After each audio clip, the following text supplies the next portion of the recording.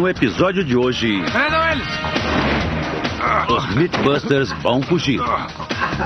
Nós vamos sentir muito. Será que eles conseguem escapar de Alcatraz? E aí, Patinho?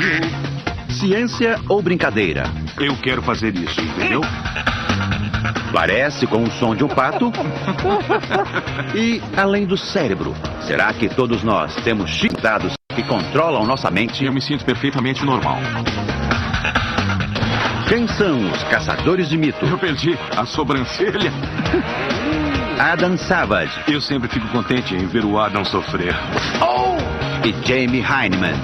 Química, explosão grande. Juntos eles têm mais de 30 anos de experiência em efeitos especiais. Eu me sinto sexy. Eles não apenas contam os mitos, mas os colocam à prova.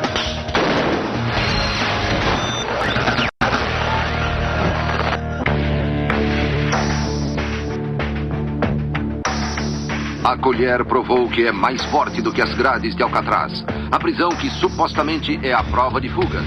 É o maior mistério de Alcatraz. O que aconteceu com esses homens? Franklin Morris e os irmãos Clarence e John Hanglin, assaltantes de banco e mestres na fuga. Numa noite de junho de 1962, eles escaparam da rocha e sumiram da face da terra. Qualquer que tenha sido seu destino, aparentemente os 3 prisioneiros conseguiram realizar um feito que muitos haviam tentado sem sucesso. As autoridades presumem que os 3 morreram afogados, mas o mito diz que eles conseguiram fugir numa balsa caseira. 40 anos depois, Jamie e Adam querem provar se isso foi possível.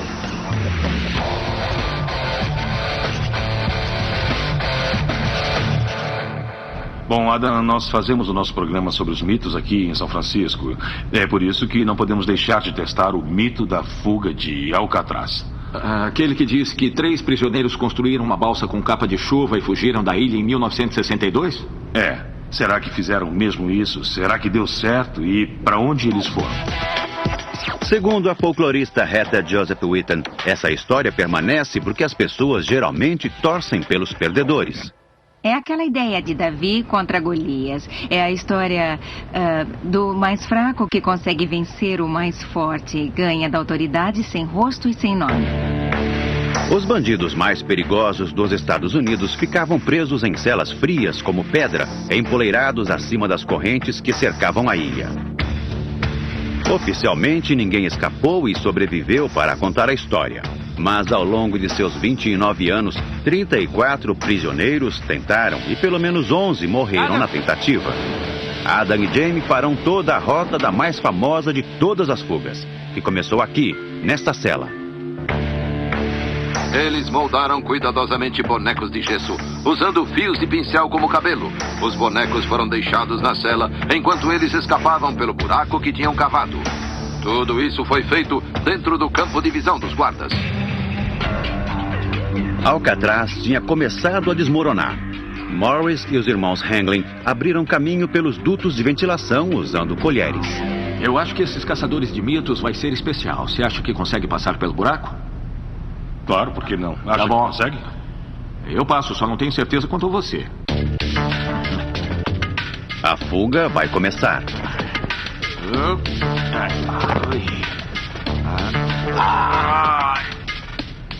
Não sei não.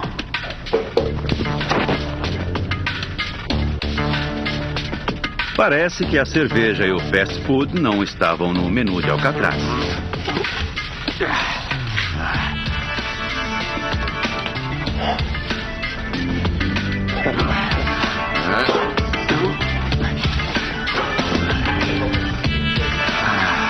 Por incrível que pareça, os fugitivos foram parar num corredor de serviço vazio. Sabe, Jamie, eu aprendi uma coisa. Se um dia eu resolver projetar uma prisão, acho que jamais vou colocar um corredor enorme, vazio e escuro atrás de cada uma das celas. Com os bonecos ocupando seus lugares nas camas, noite após noite, os fugitivos escalaram incógnitos na direção desse corredor de serviço. Aí acho que dei mau jeito na coluna. De lá, eles escalaram 3 andares pelos canos até chegar ao telhado da prisão. Foi aqui que tudo aconteceu. É aqui que a história começa de verdade, Jamie. Foi pra cá que eles trouxeram os equipamentos e levaram meses construindo a balsa da fuga. O prisioneiro Alan West fez parte da conspiração. Ele contou ao FBI que o trio conseguiu roubar mais de 50 capas de chuva que levaram ao telhado e lá construíram uma espécie de balsa. Qualquer ruído podia ser ouvido daqui. Não dava para derrubar um prego no chão, não dava para esbarrar em nada sem que todo mundo que estivesse nas celas pudesse ouvir. Imagine passar meses tentando evitar ser ouvido. Na noite da fuga, quando finalmente terminaram a balsa, os três passaram pelos dutos até o telhado e depois desceram 15 metros até o chão. Foi por aqui que eles desceram. Os canos originais não existem mais, mas nós sabemos que eles passaram por aqui, debaixo da caixa d'água, e foram parar na praia ao lado da Casa das Máquinas. É uma distância muito grande para fugir no meio da noite com todo aquele equipamento. A força da correnteza que cerca Alcatraz é mais assustadora do que qualquer muro de proteção. Mas ali, na margem da ilha, Morris e os irmãos Hangling inflaram a balsa, subiram nela e desapareceram. A fuga provocou a maior perseguição da história de São Francisco. Agentes do FBI, guarda costeira, polícia rodoviária, xerifes e polícia local se uniram na investigação. Jolene Babiak morava na ilha quando a fuga aconteceu. Seu pai era guarda carcerário na época e ela escreveu 3 livros sobre Alcatraz. Você acha que eles conseguiram? Eles poderiam aparecer aqui como turistas, mas eu duvido. Alan West contou ao FBI que o plano era remar em direção ao norte até Angel Island e depois seguir para o continente.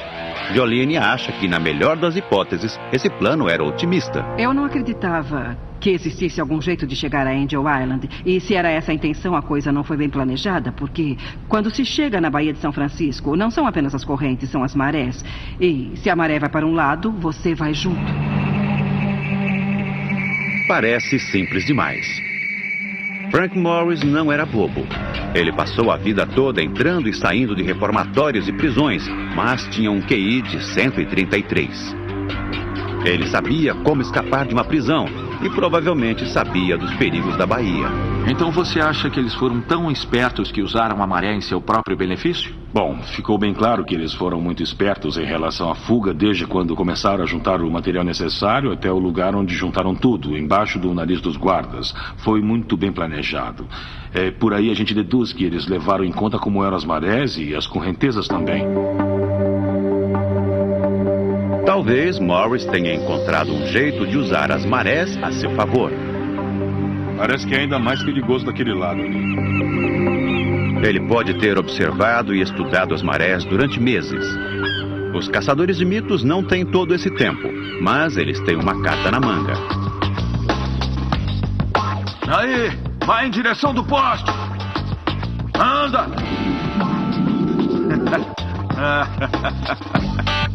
A maquete da Baía foi feita no meio da década de 50 para testar o impacto ambiental do projeto na Baía de São Francisco.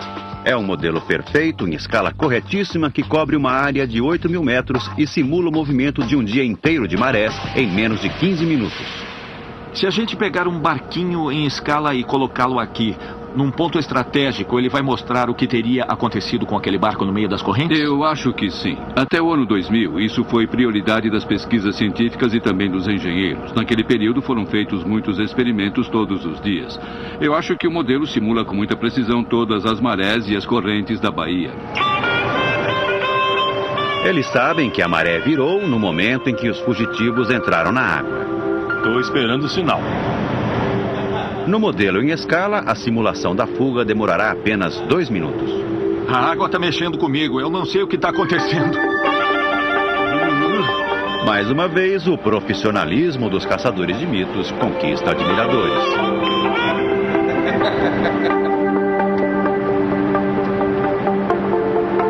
Ah, tudo pronto. Pode soltar. Isso mesmo. Não esqueçam de que, segundo o mito, Morris e os irmãos Hangling iam em direção ao norte para Angel Island. A correnteza está contando uma outra história. O barquinho está indo para o oeste e bem rápido. Estamos fugindo de Alcatraz na velocidade do sol. Não é à toa que nunca foram encontrados. Nessa altura eles devem estar no Japão. Aguenta aí, Jamie. Tá bom. Pode soltar. E isso acontece todas as vezes com essa maré.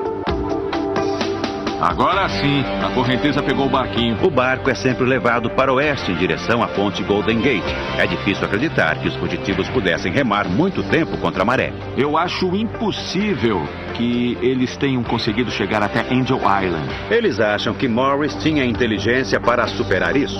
Então, apesar do que foi dito para os outros prisioneiros, talvez a Angel Island nunca tenha sido o objetivo.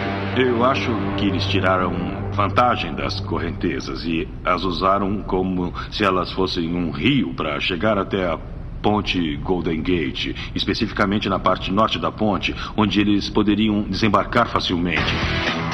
Os caçadores de mitos têm uma nova teoria e um novo plano.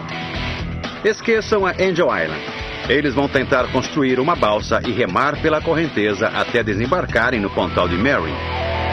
Ô, Jamie, quais nossas chances de sucesso? 100%. 100%? Sim, com certeza. Ah, tá certo. Não tenha dúvida. Pode ter certeza de que vamos sentir muito, muito frio. Falta saber se o Jamie não vai ser pé frio. Mas antes que isso aconteça, os rapazes vão se encontrar com um verdadeiro pé quente. Mais um mito de pássaros para detonar. Será que é verdadeiro? Ou Adam e Jamie entraram na história como patos? Alguma coisa a dizer para os seus amigos patos?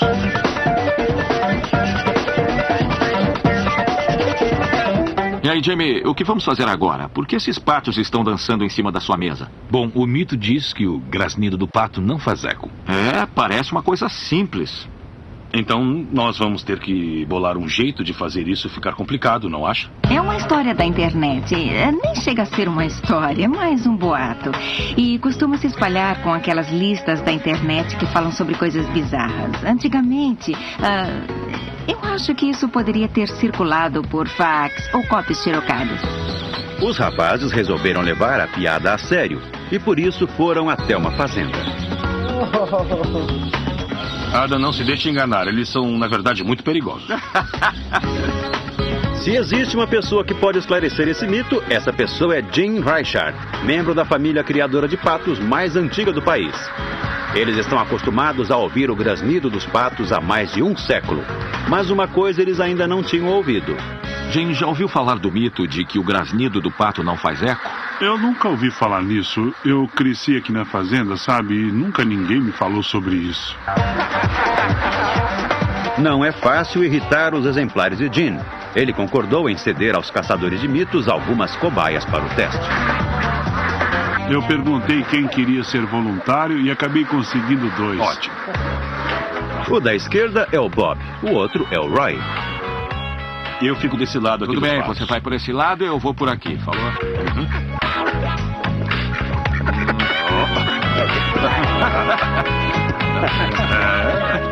Viu? Não doeu nada. Não doeu nada, prontinho, entra aí. Os patos já estão à disposição. Só falta encontrar alguém que consiga captar um eco. Esse alguém está bem aqui. Roger Schwenk é um técnico em acústica, o que significa que ele sabe tudo sobre som. Roger, você já ouviu falar do mito de que o grasnido dos patos não tem eco? Eu ouvi falar sim. Geralmente eu tenho visto isso naquelas listas de besteiras que chegam por e-mail.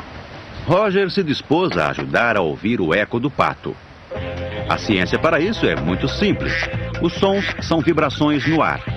O eco acontece quando essas vibrações atingem um obstáculo e voltam. Então a primeira coisa que eu vou fazer é usar um microfone sem fio para começar a gravar assim que houver um som e temos de prender esse microfone no pato. Grampo no pato. Pronto, isso aí, patinho. Esse microfone funciona como um gatilho. Ao ouvir o grasnido de Bob, ele liga o microfone principal que está a alguns metros de distância. O primeiro som será gravado. Os ecos que voltarem serão ouvidos. E tudo isso será analisado e gravado no computador. Você sabe o que acontece com os patos que não colaboram, né? Sim. Peguei. Isso foi um teste. Podemos ver que o tiro feito pela pistola está bem em cima, à esquerda, e as ondas menores, mais embaixo, são os ecos voltando. O sistema funciona. Agora é a vez dos patinhos. Eu peço que vocês fiquem bem quietos, porque qualquer barulho inicia a gravação do computador. Vocês precisam silenciosamente induzir o pato a grasnir. Você vai falar? Silenciosamente induzir o pato a grasnir. Olhe nos meus olhos e fale. Vamos lá. Vamos lá, garoto. Quack. Faça um sinal pro Jamie.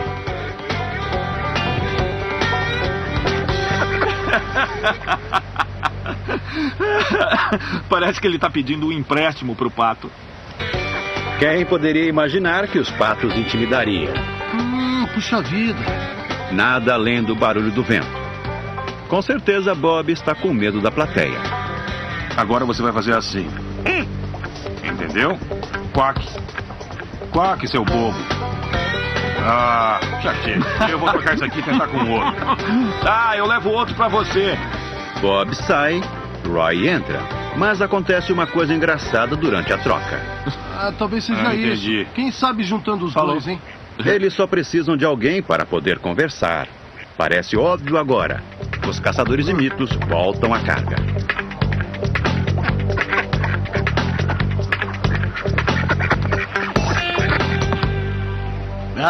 Tá parecendo um grasnido. É incrível como funciona agora. E tem outra coisa incrível. Eles captaram o som, mas não ouviram o eco. Nenhum eco. Mas este não é um local apropriado para conseguir uma reverberação. Considerando as árvores e as plantas e tudo mais, com certeza este não é um ambiente que produz ecos e eles não vêm das folhas. Roger acha que se houve algum eco, ele foi dissipado pelos ruídos de fundo. Calma aí, patinho querido. Para conseguir detonar esse mito bobo de uma vez por todas, Bob e Roy vão para um ambiente estéril. Ah, isso é muito legal.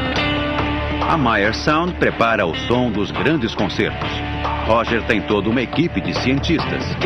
Olá, galera. Eles planejaram 2 experiências no estúdio. Primeiro, capturar o grasnido do pato cristalino e sem eco. Depois, gravar o grasnido de Bob e Roy num ambiente que produz eco. O computador vai mostrar a diferença, se houver. Para gravar o grasnido limpo do pato, eles usarão uma sala à prova de reverberação. Ela absorve os ecos, capturando os sons em defletores instalados nas paredes e no teto. Tá legal, vamos colocá-los dentro da sala. Vamos lá. Bob e Roy estão prontos.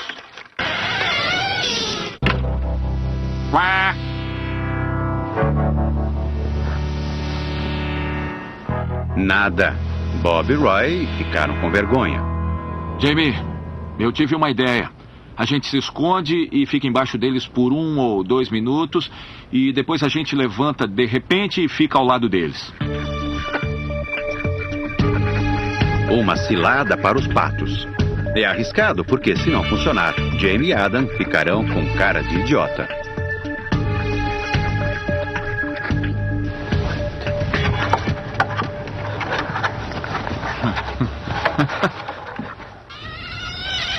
Alguma coisa? Nada.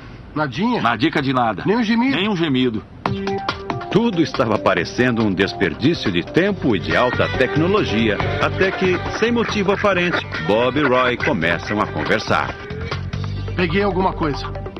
É um grasnido primitivo, e percebe-se que ele tem alguma coisa diferente, afinal.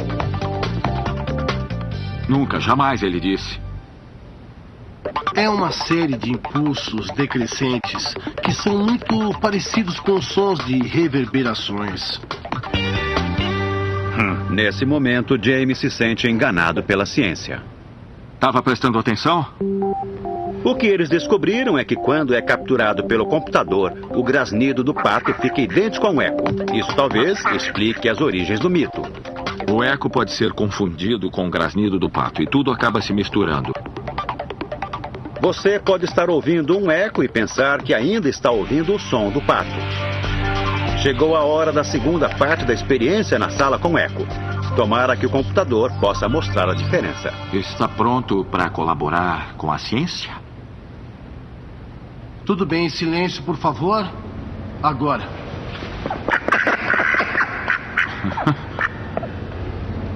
Peguei. Você se saiu muito bem mesmo. Trabalhou bem. Foi excelente. Finalmente, Bob e Roy resolveram colaborar. Esse ambiente de galpão é perfeito para ecos, se houver algum. A hora da verdade está chegando. Então, vocês querem ouvir os gemidos? Esse aqui é o grasnido do pato que nós gravamos. Acho que essa parte no começo é o grasnido. Quer dizer que fez eco? Bom, eu acho que a reverberação se parece muito com o grasnido do pato. Se alguém pensou que a união da mente humana com a tecnologia dos computadores seria perfeita, se enganou. De alguma maneira, mais uma vez, Bob e Roy frustraram a ciência. Silêncio! E pela última vez, eles vão ter de fazer jus ao que comem. Roger sabe que o eco está em algum lugar. Peguei. E finalmente, no meio de tanta tecnologia, ele consegue encontrar o que estava procurando. Olha só, essa série decrescente de impulsos são as reverberações. Com certeza é o eco. Com certeza o eco. Mito detonado. Não seja apressado. Você diz mito detonado, vamos pra casa, tchau? Eles provaram com certeza que o eco do grasnido do pato, apesar da dificuldade em ser ouvido, existe mesmo. Então, qual é a sensação de conseguir detonar um mito urbano tão louco e tão polêmico? É maravilhosa. E por sua contribuição ao avanço da ciência, Bob e Roy ganharam de presente uma casa na beira do rio para o resto da vida. E aí, o que você achou? Você gostou, coisinha linda? Onde estavam todos esses grasnidos quando precisávamos deles? Jamie e Adam mergulharam de cabeça na fuga de Alcatraz. Será que Frank Morris e os irmãos Hangling afogaram-se ou será que conseguiram fugir no bote feito com capas de chuva? Para descobrir, os caçadores de mitos vão construir uma balsa e tentar fazer a travessia. Os arquivos históricos vão dar uma ajuda. Esta é a capa de chuva. O tecido está bem enfraquecido. Se tentarmos abrir, ele vai se desmanchar, vai se rasgar todo. Esta frágil e velha capa de chuva foi usada na balsa dos fugitivos. Por alguma razão, ela ficou para trás, no telhado da prisão. Agora faz parte dos arquivos do Museu da Marinha e é possível que ainda forneça alguns segredos. Ainda podemos ver claramente a cola aqui na ponta da costura. É cola de contato. Os menores detalhes ajudarão a construir a balsa com mais precisão. Ela se parece mesmo com as capas de chuva usadas pelos militares. 2 remos também foram recuperados. Olha só, é uma peça autêntica. Sabe, me dá um frio na espinha só de ver essas coisas assim de perto e pensar que algumas pessoas passaram noites na escuridão em lugares escondidos em Alcatraz, juntando todo esse material e construindo essas coisas e nós estamos tocando. Eles viajaram 40 anos no tempo para tocar no mito. Mas será que conseguirão encontrar os materiais certos hoje em dia? Olha, esse aqui é americano. Se a gente puder passar uma lixa de papelão, a cola de contato vai prender melhor. Parece mais confiável. Eles podem mudar o nome desse lugar para Museu da Fuga de Alcatraz. Tamanho 40. Tem chapéus também. Tá muito grande. E aí, qual é? O que tá rolando, hein? A gente se saiu muito bem nesse lugar. Tudo que precisávamos. E o que não precisávamos também. E na oficina chegou a hora de trabalhar. Primeiro, a parte mais fácil. Fazer os remos usando os rascunhos do FBI.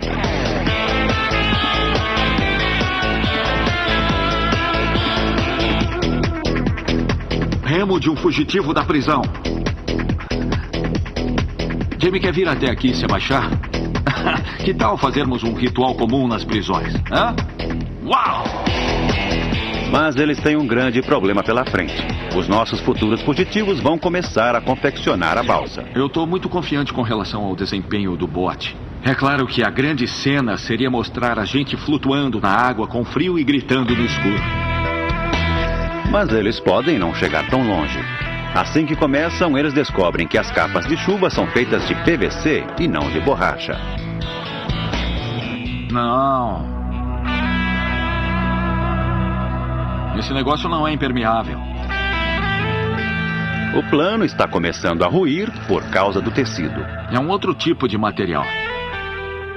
Agora parece que a fuga da ilha está ficando impossível. Acho que vou ter que cumprir a pena até o fim. Eles descobriram que aquele material quase não é mais usado. Mas Jamie foi atrás dele e mandou entregar diretamente na prisão. Isso aqui, eu juro, é exatamente o que eles usaram em Alcatraz.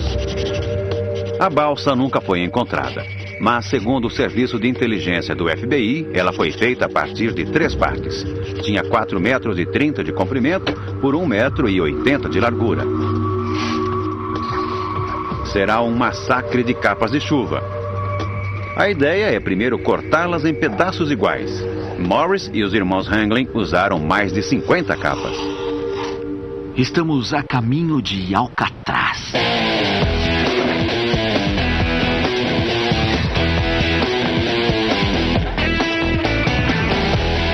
Segundo o FBI, os fugitivos tiveram acesso à cola de contato nas oficinas da prisão. Jamie e Adam vão usar o mesmo material para colar as tiras e transformá-las em pedaços grandes. O que eu estava pensando em fazer era exatamente isso. Dá pra aqui mesmo. Tá vendo só? A gente cola. Parece simples, mas a cola começa a melar o plano. Fazemos uma dobra, mais ou menos de 6 Por que não centímetros e meio. diminuímos para uns 5 centímetros? Por que você quer fazer uma emenda menor? Porque acho que maior não vai ajudar em coisa nenhuma. Vai sim. Eu não sei. É mais seguro. Eu insisto nisso, é bem mais garantido. Sabe como é mais... Vamos fazer com 5. Vai ser o dobro do que precisaríamos, na verdade. Tá bom. E aí, vamos ficar cada um numa mesa? Para ter certeza de que o bote vai ficar impermeável, cada pedaço precisa ser colado, seco e prensado. Os verdadeiros fugitivos fizeram isso no escuro e em silêncio. Espera. Não é um guarda? Não. Não? Olha só, cara. 30, 60, 90. Esse aqui já tem mais ou menos 1,80 m. Está de bom tamanho para a primeira parte. Quer ajuda? Eles vão enrolar como um tapete e vedar as pontas.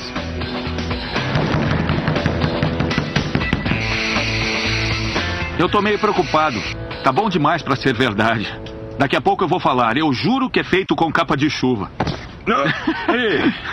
O fato de terem feito uma coisa que mal ficaria cheia de ar por algum tempo, chegaram no telhado passando pelo ventilador, descer até a praia e colocá-lo na água é inacreditável. Se eles conseguirem terminar, vai ser um feito impressionante também para os caçadores de mitos. Meus olhos de águia não estão detectando nenhum vazamento.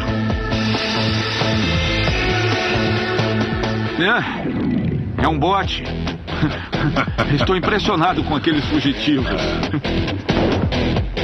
Vem, entra aí. Anda logo, eles estão chegando. O último passo é fazer a base da balsa.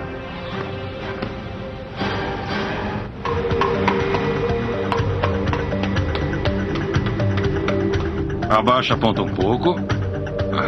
Você fez o desenho, então você sabe bem onde tudo vai se encaixar, né? Uma parte de cada vez. Isso. Vai enrugar? Vai. Está quase pronto. Só uma última checada nos vazamentos. Aqui tem um, tá vendo? É um vazamento. E uma música de marinheiro para animar os ânimos. Ai, meu Deus. Segundo o FBI, o grupo adaptou um acordeon para inflar a balsa. E como sempre, com esses instrumentos, o silêncio valia ouro. Eu sou seu criador. Usando uma bola de ping-pong, Jamie criou uma válvula engenhosa que enche o bote de ar, mas não deixa o som sair. Funciona muito bem. Tá muito bom. Funciona. Eles usaram 30 capas de chuva e conseguiram fazer a balsa. Os caçadores de mitos estão prontos para fugir da ilha. Pelas informações que recebemos, acho que a balsa está bem parecida com a que foi usada na fuga de Alcatraz. Eu acho que temos 60% de chance de conseguir, 20% de chance de afundar logo de cara e 20% de afundar lentamente até as profundezas do inferno. O inferno vai esperar. Será preciso alguns dias até a maré certa chegar e então tentar a escapada. Enquanto isso, os caçadores de mitos têm outro desafio.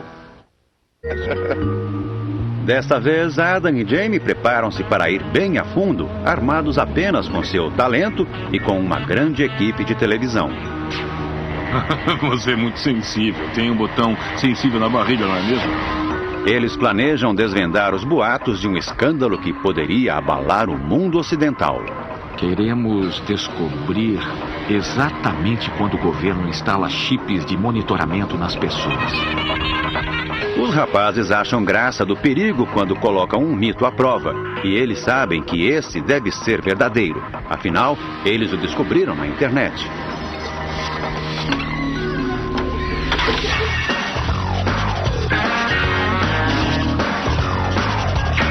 Esse é novinho em folha na internet. O autor do mito alega que teve um chip colocado em seu corpo quando esteve no hospital da sua cidade. E ele ficou com tanto medo que fosse um chip para monitorar pessoas que resolveu verificar. Foi uma loja tipo faça você mesmo e comprou um detector.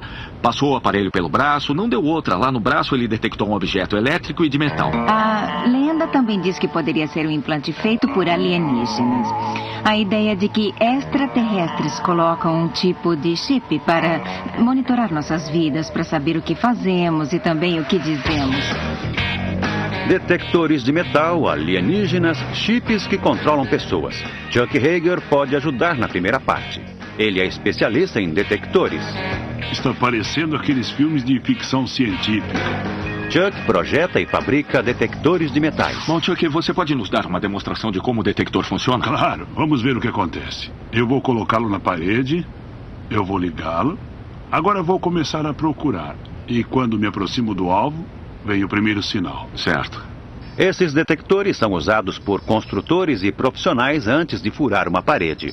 O detector usa um campo elétrico para detectar pregos, vigas de metal e fios metálicos escondidos atrás da superfície. Deve ter algum metal aqui atrás. Mas será que ele consegue detectar um chip de controle da mente no braço de alguém? Se tiver metal embaixo da pele, nós usamos o detector de metais. E se não for muito pequeno, não estiver muito fundo, com certeza nós o detectaremos. Adam e Jamie estão contando com isso. Eles ainda estão respondendo a um questionário na Cruz Vermelha norte-americana. O nome Kennedy não foi mencionado e nem o de nenhum outro político conhecido. Não fizeram perguntas sobre filiação política, não que eu tivesse notado. Na verdade, todas as perguntas foram relacionadas à saúde. O único plano dos dois é doar sangue. E todo mundo é examinado antes de fazer a doação. Que gostoso. Uau! Eles não podem baixar a guarda. De acordo com o mito, a agulha de transfusão pode muito bem conter um chip de controle da mente. Pode continuar, mas estamos de olho em você. Tá bom. Antes de investigar a fundo a Cruz Vermelha, os caçadores de mitos precisam ficar mestres em detecção de metais. Jamie está preparando um pesadelo. Uma parede onde encontramos mais metais que num ferro velho, com fios em toda a volta e recheada de microchips. Eu vou ter de usar essas coisas para achar o que for de madeira, de metal, achar os condutores e os microchips. Isso aqui está parecendo uma nova versão da batalha naval.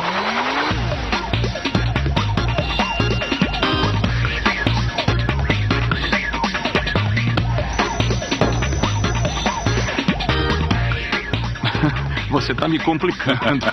Eu vou tentar resolver isso, mas não estou gostando.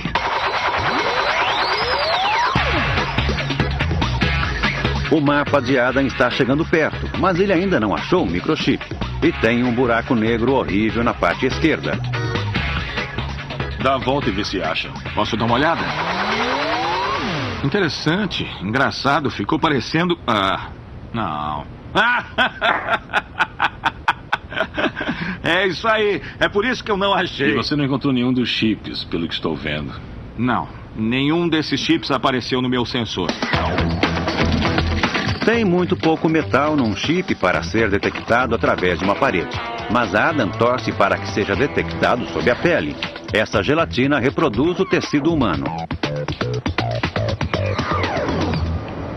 Cruz, credo. Que coisa. Eu queria muito ver alguém chegar aqui e tentar encontrar as pecinhas sem ajuda nenhuma. Não iria ser fácil. Parece que ele está detectando algum chip por aqui. Está mesmo detectando alguns chips. Ele consegue detectar alguns mais do que os outros e o osso. Mas os detectores são projetados para uso em paredes sólidas. A superfície da pele transmite muitas informações falsas. Oh, não, estamos quase achando a veia. Tá por aqui. Tá se sentindo bem? Quer um suquinho? O que os rapazes precisam fazer é praticar mais, procurando chips sob a pele humana. Usar chip parece uma coisa absurda, mas muitas pessoas que têm animais de estimação fazem isso há anos. O objetivo do uso dos microchips é conseguir fazer uma identificação permanente do animal sem correr o risco de perder a coleira, por exemplo. Menos de 1 em cada 7 animais de estimação perdidos são recuperados. Esses pequenos chips atuam como um código de barra. São lidos por uma frequência de rádio e o número de identidade é registrado com o dono. Mas é possível transmitir algum comando ao animal usando esse chip com frequência de rádio? Tipo, você aperta o botão pare de rasgar a cortina ou o botão não faça xixi no tapete? Livre do comando mental, a cadela Bethany vai receber o chip hoje. Ela até permitiu que os caçadores de mitos passassem o scanner. O chip é implantado com uma agulha especial. A agulha já entrou. Assim que o chip é implantado, temos que verificar se ele ainda está funcionando. Então, passamos o scanner em cima da área e pegamos o número de identificação outra vez. Beleza. O chip foi feito para ser localizado apenas com um scanner especial. Mas será que é possível localizá-lo usando um detector de metais comum? Tá captando alguma coisa bem aqui. Está mesmo. Acho que encontrei. Legal, é aí mesmo?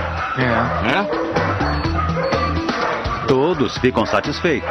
E agora que já sabem usar um detector de chips, Jamie e Adam voltam à Cruz Vermelha prontos para demonstrar sua nova habilidade. Nós precisamos ter certeza de que não temos nenhum controlador implantado nos nossos braços.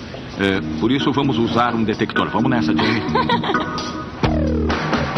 Se houver algum chip controlador implantado, ele será descoberto agora. Tudo certo, chegou a hora de doar sangue. Só uma picadinha, vamos lá. Não é tão ruim assim. O bom senso diz que a Cruz Vermelha está muito mais interessada em coletar sangue, não cérebros, principalmente nesses dois casos. Mas Jamie e Adam colocaram suas vidas em jogo em nome do mito a ser detonado. Será que vão se arrepender? Não tem nada diferente. Me sinto perfeitamente normal agora. Os detectores não estão encontrando nada. Pode ser que a tecnologia deles seja muito mais avançada do que eu suspeitava. E eu tô cheio de microchips. Ou talvez não exista nenhum. Tem razão. Essa seria a terceira opção.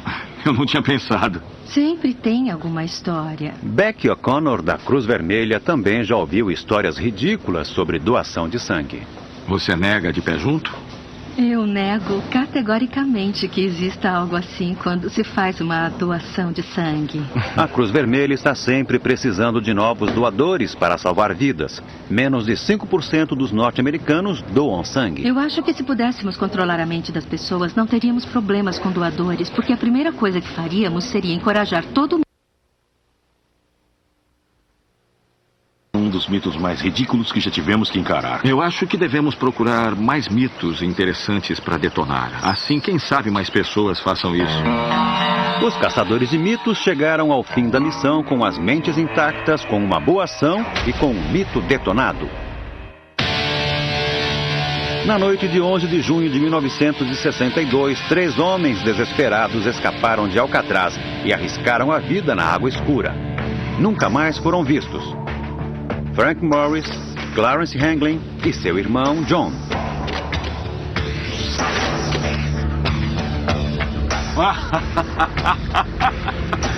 Você está ridículo. E você não? De fato, Jamie e Adam se vestiram como se imagina que os fugitivos estavam na noite da fuga. Vestidos assim, será que os três conseguiram remar com segurança numa balsa feita com capas de chuva? Nesta noite, os caçadores de mitos vão descobrir. Segundo os arquivos do FBI, os fugitivos queriam ir para Angel Island, mas os caçadores de mitos vão testar sua própria teoria, a de que eles foram mais espertos aproveitando a correnteza para ir direto até o pontal de Mary. Mas eram 3 pessoas que estavam fugindo, por isso o jovem Will Abbott foi arrastado da oficina para ser parceiro no crime. Vai ser como entrar num outro mundo, sem falar na água que deve estar congelando. Não se esqueça, garoto. Se você não morrer, vai ter uma bela história para contar depois. Isola. O Will tem mais ou menos o mesmo peso de Frank Morris. Ele vai usar roupa de mergulho, assim poderá ajudar os rapazes se alguma coisa der errado. Vamos combinar os sinais para uma situação de emergência. Isso significa preciso de ajuda. Isso não é um tchauzinho. Ah, entendi. Isso significa tá tudo bem, relaxem. Entenderam? Os rapazes também vão usar sinalizadores. Bom, vamos providenciar uma pilha assim que possível. Essa é uma boa ideia. No lado noroeste de Alcatraz, a maré está a 3 nós. A temperatura da água é de 15 graus e os ventos são de 9 km por hora. Essas condições são bem próximas da noite em que aconteceu a fuga. Lembrando que os fugitivos supostamente se afogaram. Vivos ou mortos, eu imagino que os 3 fugitivos estariam vibrando com o fato de estarmos tentando reconstituir seus passos para um programa de televisão. Eu fico imaginando o que os condenados conversavam nessa hora e eu acho que nunca ninguém vai saber. Mas eu tenho quase certeza de que não estavam falando da linda vista daqui. Eles estão no mesmo lugar onde os fugitivos estavam quando arriscaram suas vidas. E como eles, os caçadores de mitos não têm ideia se a balsa feita com capa de chuva vai flutuar. Você e eu nas extremidades. O Will fica no meio. Assim bem, o peso fica mais leve e fica na parte mais fraca da balsa. Está frio, está escuro e chegou a hora de partir. Paramédicos e salva-vidas estão de prontidão. Pegou? Peguei. Vai, Jamie. É com você, amigão. É isso aí, Jamie. Você é o cara. A balsa sobrevive ao primeiro teste. Está suportando o peso de Jamie. Vou entrar, Jamie. Tô chegando. Tô dentro. Tudo bem. Tá, deixa comigo. Eu consegui. Tá ok? Peguei um remo. Isso, vamos nessa? Vamos. Vamos embora. Estamos escapando. Em algum lugar por aqui, Morris e os irmãos Hanglin também comemoraram. Eles fugiram de Alcatraz. Mas o que aconteceu depois? Se a balsa afundou, eles fugiram a nado. E se eles nadaram, tiveram sérios problemas bem depressa. A fuga só seria descoberta 9 ou 10 horas depois. Quem ficasse tanto tempo assim na água gelada não teria como sobreviver. Não tenho a mínima ideia de onde estamos. Adam, Jamie e Will estão remando contra a correnteza. Se o cálculo estiver errado, a maré os levará para baixo da ponte Golden Gate e para o mar aberto. Eu não consigo mais ver Alcatraz porque tem alguma coisa grande no meio. Nossas pernas estão dormentes. A balsa está cada vez mais fraca. A cada 10 minutos eles precisam encher mais um pouco. E a maré está ficando mais forte.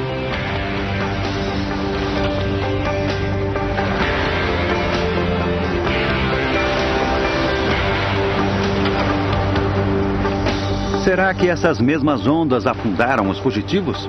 Nenhum sinal deles foi encontrado na costa. Mas a água trouxe algumas pistas. A mais importante foi um pacote com fotografias e também umas 9 tiras de papel com nomes de contatos que eles iam fazer quando escapassem. Agora, a menos que a situação fosse de vida ou morte, ninguém deixaria um pacote desses para trás. Ei, Adam, O que é? dá pra ver Alcatraz logo atrás da gente. Nossa! Nós já remamos um bocado, não é? É, remamos. Depois de 40 minutos, eles chegaram perto da ponte e da costa. Se os fugitivos chegaram tão longe, eles também estariam felizes agora. muito legal!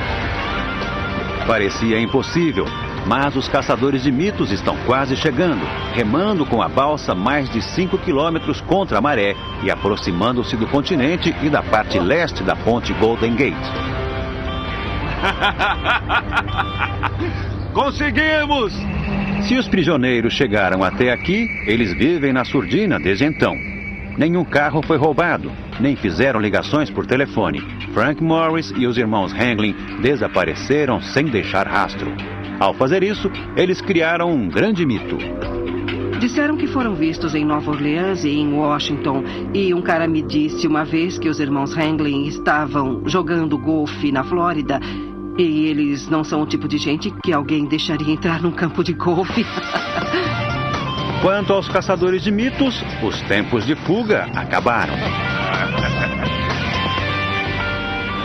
Beleza, cara. Bom trabalho. Bom trabalho. Bom trabalho, James. Com um pouco de inteligência, eu acho bem possível que eles tenham conseguido. Por outro lado, acho que a maior prova de que não conseguiram é o fato de que nunca mais se ouviu falar deles. A não ser que alguém encontre evidências que mostrem que esses caras viveram o resto de suas vidas em algum lugar por aí. Até isso acontecer, nunca saberemos se foi verdade ou não, mas descobrimos que é possível fugir e isso é muito legal. Há um dado a ser considerado. A correnteza carregou um dos remos para Angel Island. Essa correnteza veio direto ao pontal de Mary. Como o remo chegaria até lá, se não com os fugitivos? O mistério continua. Eu tô no topo do mundo!